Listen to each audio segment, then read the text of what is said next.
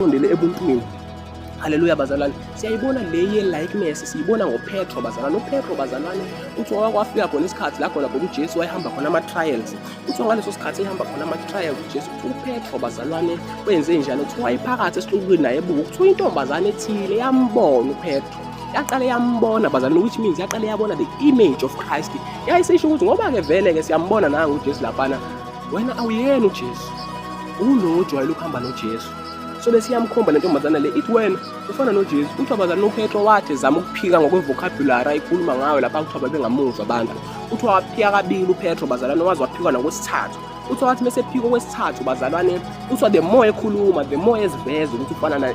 Bayasho nabathi the more ukhuluma wafo the more ufana naye. Kusho kahle bazalwane, once you stay with uNkulunkulu to the point whereby noma usukhuluma akusakwazi ukuphuma enye into okuphuma yena. Noma uzama umphika kodwa umphika ngokwe-vocabulary yakho, ukhulumiso kwakhe. Kuthiwa nje namanje ubukhuluma Petro siyakuva uyakhuluma, kodwa usukhulumiso kwakho omunye wabo bakhe. Waphoqa ukuthi uPetro bazalwane ukuze azame ukuveza ukuthi akayena kaJesu, ahlubuke ne-likeness kaNkulunkulu, ahlukane ne-likeness kaJesu, asuke from the image of uJesu bazalwane, asuke from i-likeness yakhe ayongena to i-likeness yabantu. Enze njani? Abize inhlamba, ngoba njengoba bathuka uPetro abathuki ngoba bazalwane enga, it's because uzama manje ukubakhombisa ukuthi angihami naloya muntu, angifana naloya muntu loyana bazalwane. So into engizoyenza manje ngizozenza ngathi ngifana nani, ngibiza inhlamba, ngoba inhlamba yayingekho kwi-vocabulary kaPetro. Ngoba uPetro umuntu omhlaza, ngabe wayithuka kuqala le ntombazane, iqala nje ukusondela, ngabe wayithuka.